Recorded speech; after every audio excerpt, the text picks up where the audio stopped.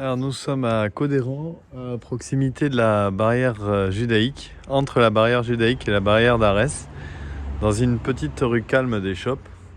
Il s'agit de cette échoppe simple qui a été surélevée dans les années 90 et qui développe actuellement 4 chambres, une en rez-de-chaussée, 3 à l'étage.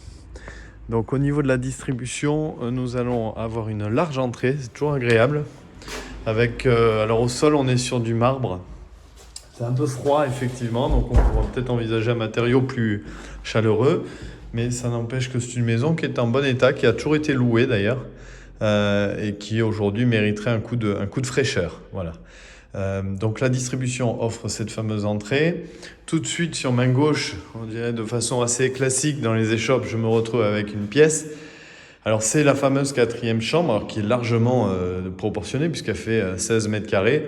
J'ai presque tendance à dire qu'il faudrait peut-être envisager d'en faire un salon, puisqu'on va voir que derrière la salle à manger fait à peu près 20 mètres carrés, donc ça permettrait de presque doubler l'espace vie.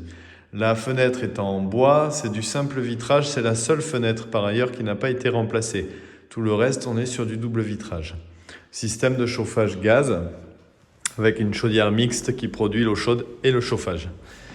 On retrouve la fameuse pièce de 20 mètres carrés dont je vous parlais. On voit effectivement dessus qu'on est sur un plancher bois. Donc ça, c'est effectivement, alors qui culmine quand même à 2,50 m en bas des poutres. Donc je suis quasiment à 2,70 m au niveau du plafond. Donc ça donne tout de suite du volume, hein, c'est très agréable. Et là, on va retrouver la configuration d'époque, à savoir une première sous-yard, une deuxième sous-yard, et cette partie-là, à l'origine, qui était une terrasse, qui a été refermée, puisque la maison a été rallongée sur l'arrière.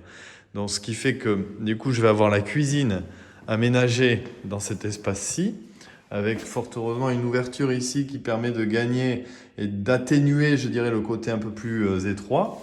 La cuisine qui date, pareil, des années 90, qui est bien tenue, hein, ma foi.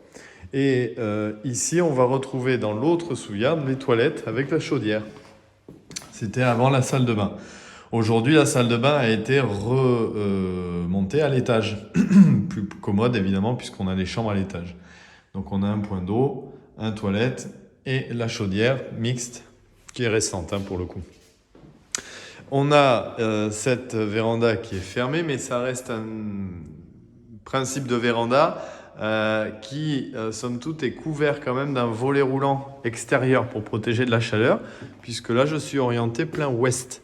Donc le sud à gauche qui est assez dégagé. Alors aujourd'hui, on n'est pas gâté, mais en temps normal, effectivement, le jardin, tout l'après-midi, est particulièrement ensoleillé. Pour vous donner une idée de surface de jardin, j'ai environ 40 mètres carrés d'extérieur. Alors on va prendre une vue en contre-plongée arrière pour voir un peu l'esprit de la maison. Et voilà, on retrouve, là on a la maison à côté de l'étage qui a été surélevée et qui donc a des chambres, mais il n'y a pas de vis-à-vis, hein, honnêtement. Et là on retrouve effectivement la petite fenêtre qui correspond à la salle de bain, et là la fenêtre correspondant à une chambre. Toute la toiture est impeccable, ça a été entièrement refait.